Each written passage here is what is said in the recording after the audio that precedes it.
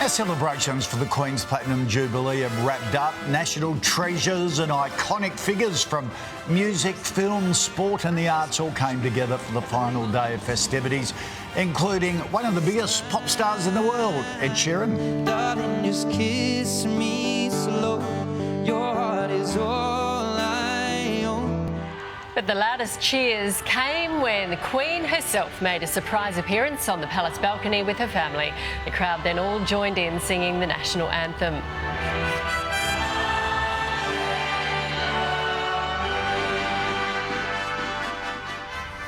Joining us now is ITV News Royal Editor Chris Shipp. Good morning. Her Majesty made an appearance with the family on that balcony. Was that planned? Morning to you. You know, I was feeling quite nostalgic listening to your little rendition there. I was actually right down in amongst the crowd when that was going on, but it even sounds nice hearing it again on your broadcast this morning.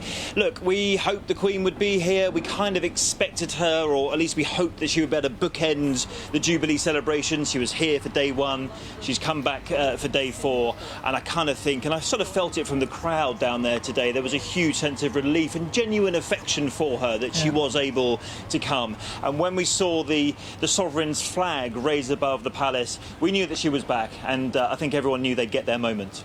And Chris, it looked like she got a bit emotional during the national anthem as well.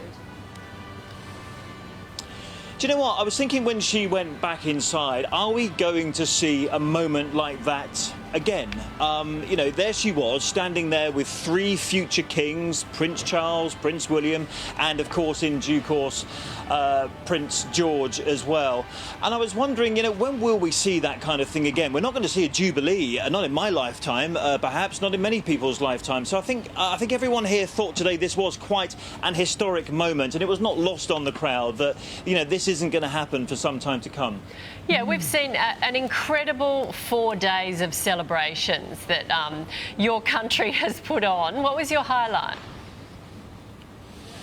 Oh my goodness, I mean, I was down there with the crowd today. That was great. I was down there for Trooping the Colour, and I saw that 7-0 that the RAF spelled out in the skies go over the top of us. That was fantastic. I mean, St Paul's was quite solemn. We saw Harry and Meghan there for the first time. I mean, that was interesting.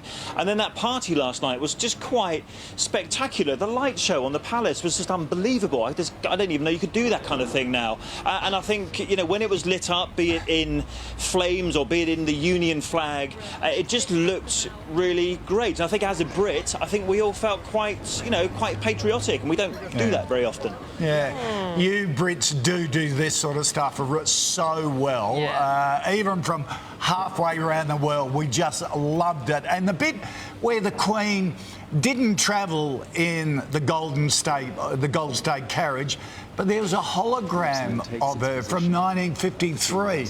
That must have been really touching for the crowd.